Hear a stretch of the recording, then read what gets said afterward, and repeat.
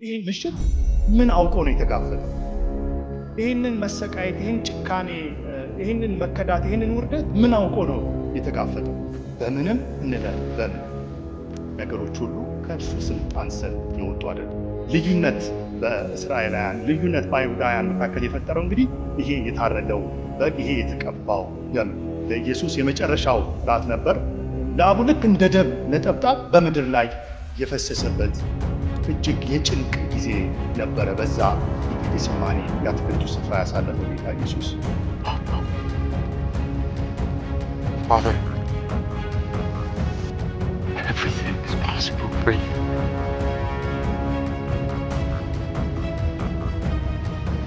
Take this government from me. Yet not what I will, but what you will. በመከራ ውስጥ ለማለት በፈተና ውስጥ ለማለት መጽናት የሚጠይቅን አገልግሎት የክርስትና ሕይወት ለመኖር ስንነሳ ምናልባት ኢየሱስ ያወቀው ያውቀው እኛንም የሚያስፈልገን እውቀት ነው ብዬ አስባለሁ።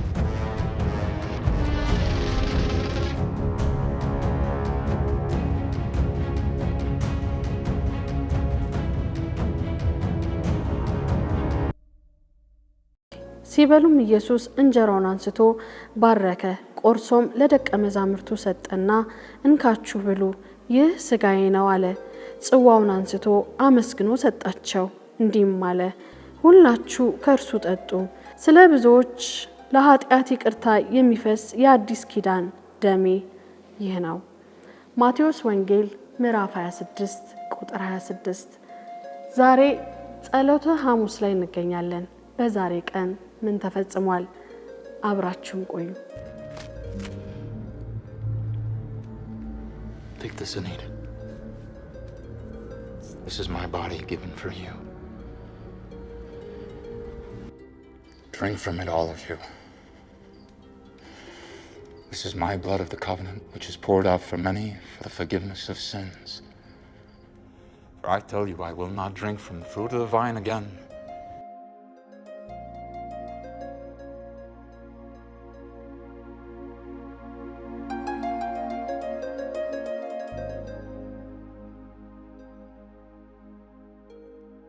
አስቀድሜ ለዚህ የሰሞነ ሕማማት ጊዜ የጌታችንን የመድኃኒታችንን የኢየሱስ ክርስቶስን የመጨረሻ ሳምንት የምድር ላይ አገልግሎቱን በተለየ ሁኔታ ወደምናስብበት ወደዚህ ጊዜ ሁላችንንም እንኳን በሰላም አደረሰን እላለሁ። ይህ ጊዜ በጣም የተለየ ጊዜ ነው። በመጽሐፍ ቅዱሳችን ውስጥ በጣም ትኩረት የሰጡበት ወቅት ነው። አራቱንም የወንጌል መልእክቶች አንድ ላይ ብናይ ማቴዎስ፣ ማርቆስ፣ ሉቃስና ዮሐንስ በአጠቃላይ 89 ምዕራፎች ናቸው ያላቸው። ከዚህ ውስጥ 28ቱ ማለትም ወደ 1/3 30 በመቶ በላይ የኢየሱስን የመጨረሻ ሳምንት አገልግሎት የያዘ ነው። ስለዚህ እንግዲህ ይሄ ምን ያህል የኢየሱስ በምድር ላይ ያለው የመጨረሻ አገልግሎት ከ3 ዓመት ተኩል ውስጥ ምን ያህል ሰፊ ቦታ እንደተሰጠው እናያለን። እኛም በዚሁ መሰረት ትኩረት ልናደርግበት የሚገባ ነው ማለት ነው። ዛሬ ደግሞ አብረን የምንመለከተው የሐሙስ ዕለታውን ኢየሱስ ክርስቶስ በምድር ላይ ያለውን አገልግሎት ከሰሞነ ሕማማቱም ከዚህ ከመጨረሻው ሳምንት ሐሙስ ዕለት ያለውን ነው በተለይ ዛሬ አተኩረን የምንመለከተው። የኢየሱስ የመጨረሻው ሐሙስ በክርስትና ውስጥ እጅግ በጣም ወሳኝ የሆኑ ነገሮች የተከናወኑበት ነው። ከፋሲካ በዓል ዝግጅት ጀምሮ ተይዞ ወደ ሊቀ ካህናቱ ግቢ እስከተወሰደበት ጊዜ ያለውን የሚሸፍን ነው ሐሙስ ዕለት የተከናወነው። ይሄ ወቅት እንግዲህ አይሁዳውያን የፋሲካን በዓል የሚያከብሩበት ጊዜ ነበረ። ኢየሱስም በምድር ላይ በነበረበት ጊዜ አይሁዳውያን የፋሲካን በዓል ከሙሴ ጊዜ ጀምሮ ያከብሩ ነበረ። በተለያየ ጊዜ የተቋረጠበት ጊዜ ይሁን እንጂ ከ1200 ዓመት በላይ ይህንን እያሰቡ የሚያከብሩበት ጊዜ ነበረ። እንደምናውቀው የያዕቆብ ቤተሰቦች 70 ያህል ሆነው ከከነዓን ምድር ወደ ግብፅ ምድር ገቡ። ከዛ በዛ 430 ዓመታትን ያህል ቆዩ እና ሲወጡ ከህፃናት ውጪ ወደ 600,000 ሰዎች ሆነው በእግዚአብሔር ጣት በድንቅ በተአምር ከባርነት ነፃ ወጥተው ህዝብ ሆነው የወጡበትን ጊዜ የሚያከብሩበት በዓል ነው። አወጣጣቸው ነው እንግዲህ ለየት የሚያደርገው። በጣም ተአምራዊ፣ በጣም አስገራሚ ነው። እግዚአብሔር በሙሴ በኩል በሰጣቸው መመሪያ መሰረት ከመውጣታቸው በፊት ባለው ምሽት ላይ በግ አርደው በቤት ውስጥ ሆነው እንዲበሉ ደግሞ ደሙን በሁለቱ መቃን ላይ እንደዚሁም ከላይ በጉበኑ ላይ እንዲቀቡት ተነግሯቸው ነበረ።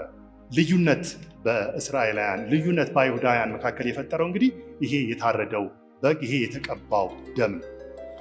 ይህ በሆነበት ሌሊት በግብፅ ምድር ፍርድ አልፎ ነበረ። ከሰው እስከ እንስሳ ድረስ በኩሩን የሚመታ ፍርድ። ያንን የፋሲካ በግ አርደው በቤት ውስጥ የነበሩት ያ ጥፋት አለፋቸው። ፋሲካ ማለት ፓስኦቨር ማለፍ ማለት ነው። በታረደው የፋሲካ በግ ምክንያት ሞት፣ ጥፋት ከዚያ ቤት ላይ ተከለከለ፣ አለፈ እና ኢየሱስና ደቀ መዛሙርቱ ይህንን በዓል ነው ሊያከብሩ የተዘጋጁት።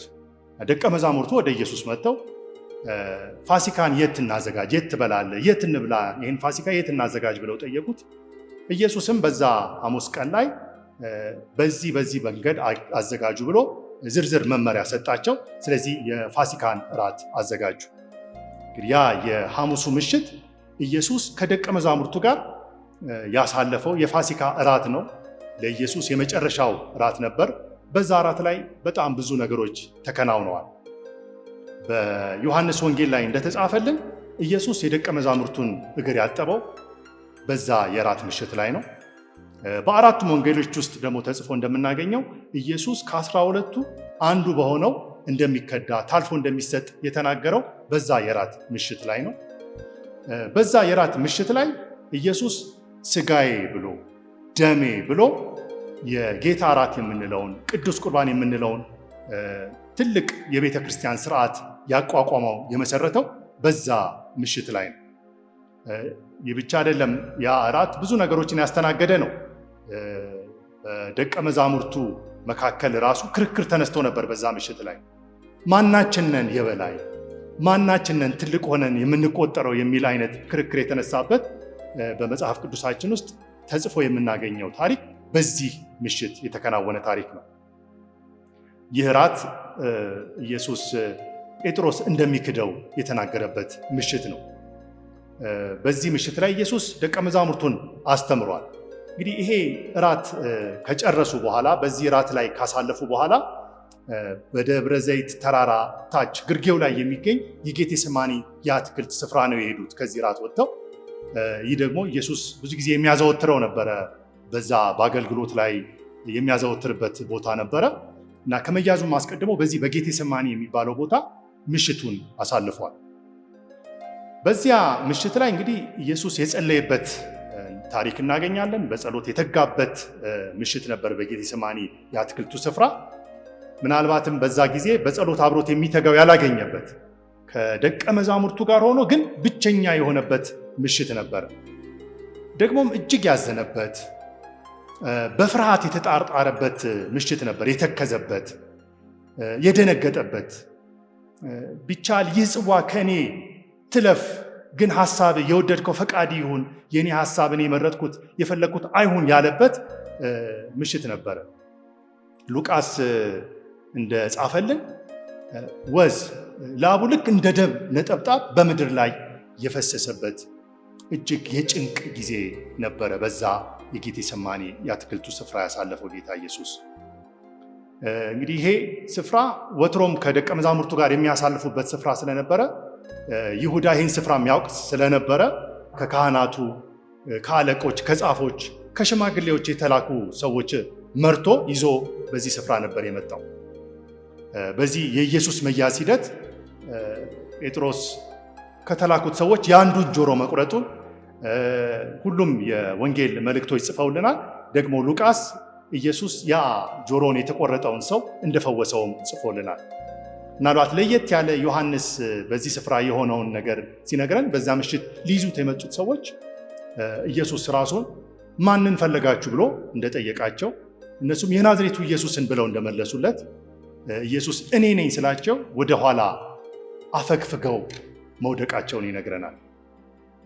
እንግዲህ ከዚያም በኋላ ይዘውት የመጡት ሰዎች ተይዞላቸው ማለት እንችላለን። ይዘውት ብቻ አይደለም፣ ምክንያቱም ከዛ በፊት ብዙ ጊዜ ሊይዙት ሞክረው በመካከላቸው አልፎ ሄዷል።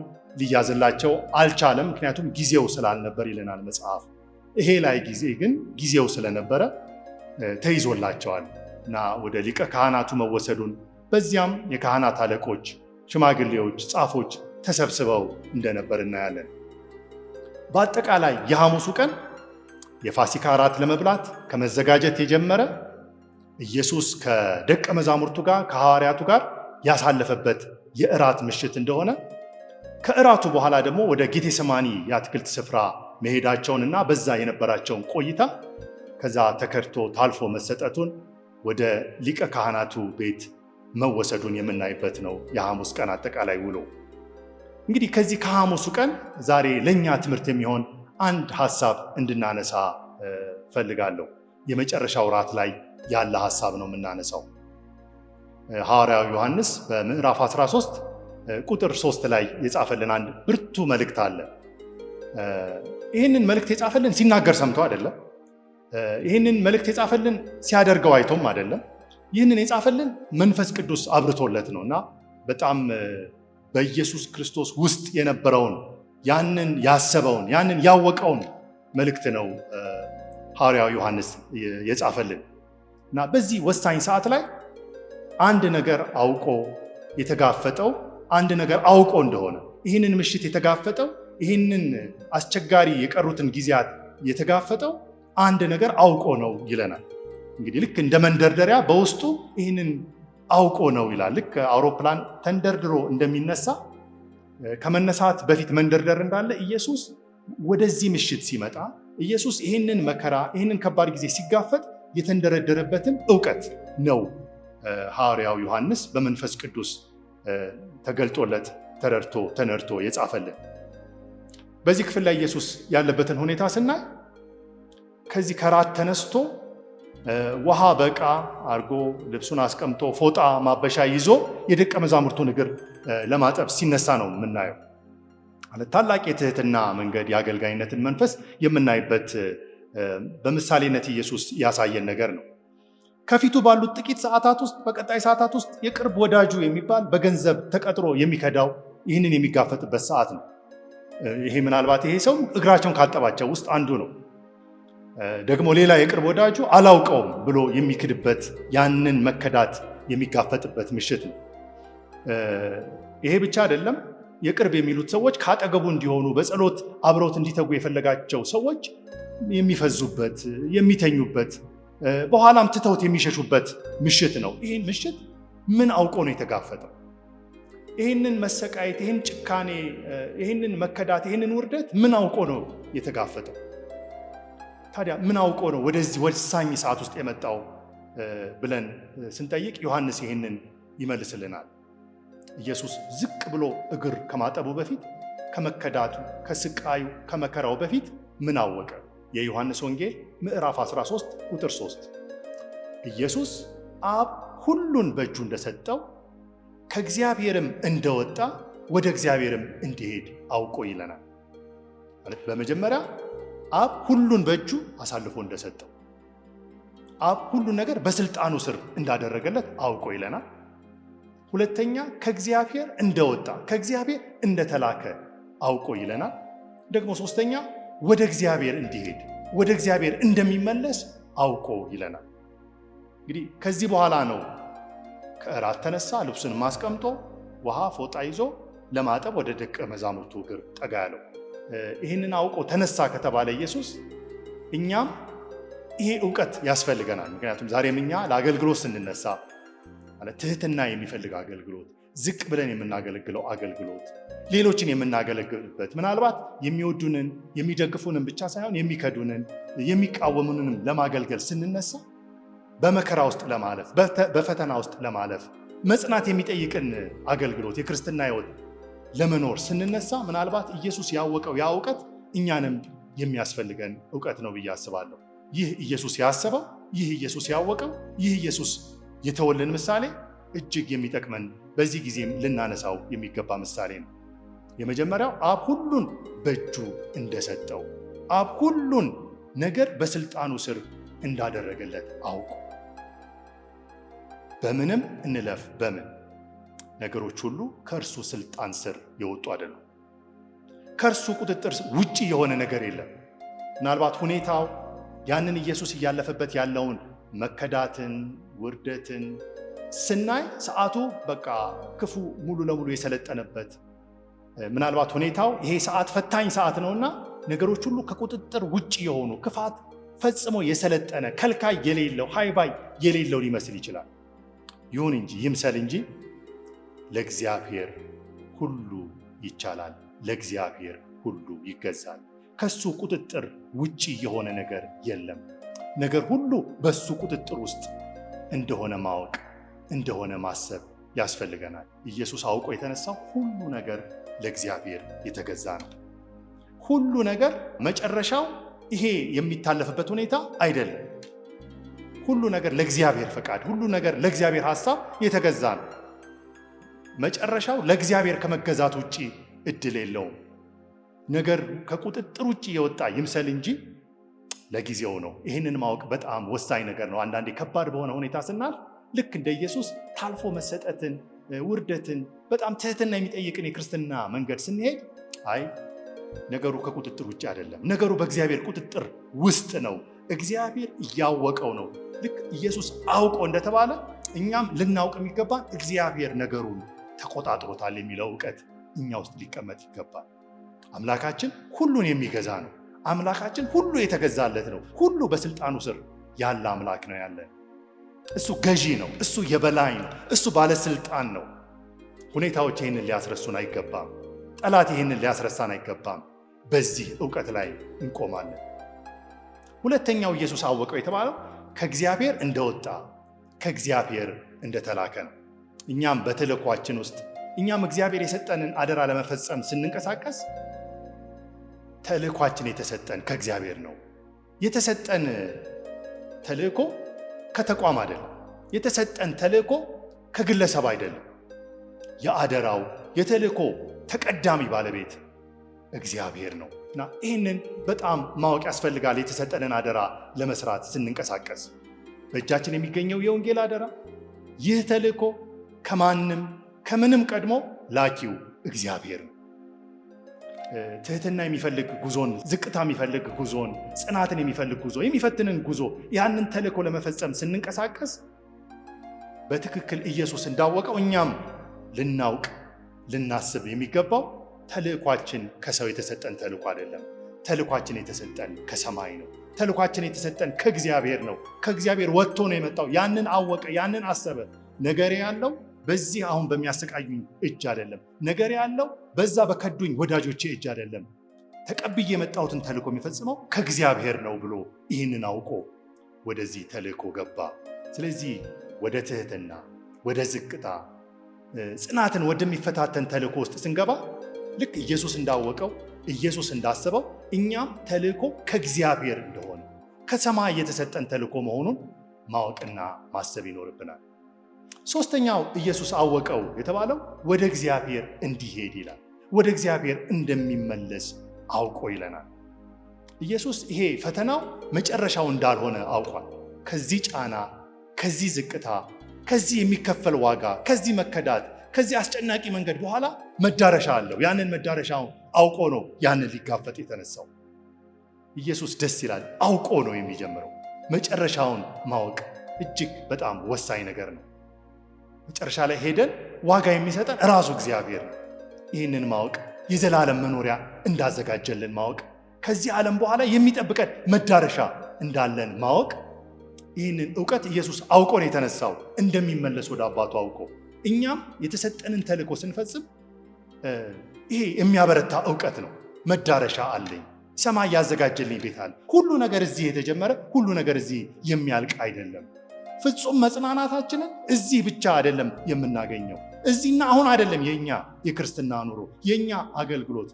መሄጃ ያለን ሰዎች ነን። መድረሻ ያለን ሰዎች ነን። መጨረሻ ያለን ሰዎች ነን። ይህንን ማወቅ ያስፈልጋል። ኢየሱስ ሁሉ በእጁ የተገዛለት እግዚአብሔር ደግሞ ከእግዚአብሔር ዘንድ ተልኮ እንደመጣ ወደ እግዚአብሔር ደግሞ እንደሚሄድ አውቆ ወደዚህ ከባድ ጊዜ ገባ። ወደዚህ ፈታኝ ጊዜ ገባ። ኢየሱስ ማንነቱና ተልኮ አልተጋጨበትም። ምክንያቱም በዚህ እውቀት ላይ ስለቆመ የከበረ አምላክ የእግዚአብሔር ልጅ መሆኑን ይህንን ማንነቱና አሁን የሚጋፈጠው አስጨናቂ ጊዜ፣ አሁን የሚጋፈጠው መከዳት፣ አሁን የሚጋፈጠው ውርደት አልተጋጨበትም። የትላንትና መነሻው የዛሬ ውርደትና አስቸጋሪ ጉዞ እንደዚሁም የነገው ክብር ሳይጋጭበት ማስተናገድ ችሏል። ለምን? በዚህ ዕውቀት ላይ ስለቆመ፣ በዚህ ዕውቀት ውስጥ ሆኖ ያንን ሕማም ስለተጋፈጠ።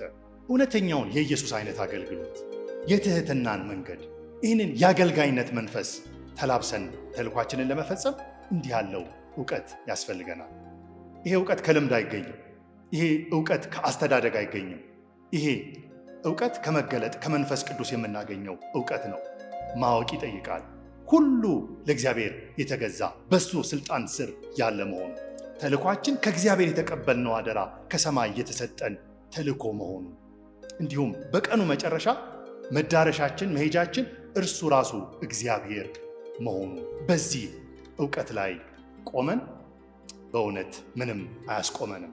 በዚህ ዕውቀት ላይ ቆመን ፎጣ ማንሳት እንችላለን። ወደ ሰው እግር ዝቅ ማለት፣ በትህትና መመላለስ እንችላለን። በሚያጋጥመን መከራ፣ አስቸጋሪ መንገድ ሁሉ መጽናት እንችላለን። በዚህ ዕውቀት ላይ ቆመን ወደ ፍጻሜያችን መገስገስ እንችላለን።